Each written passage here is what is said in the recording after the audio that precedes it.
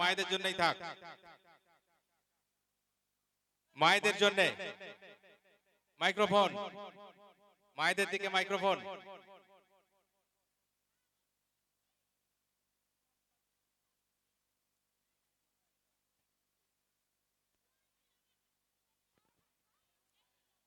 মায়েদের জন্য শেষ প্রশ্ন, ইসলাম গ্রহণের পূর্বে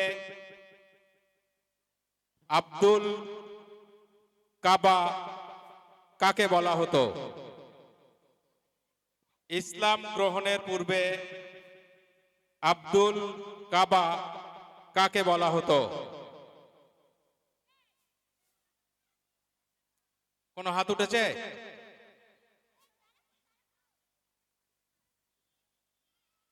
প্রশ্নটা আরেকবার করবেন।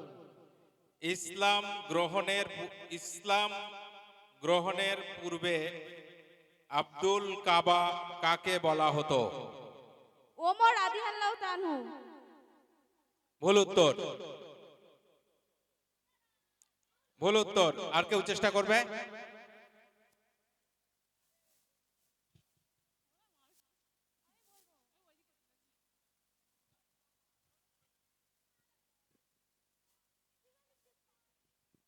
হযরত আবু বকর সিদ্দিক।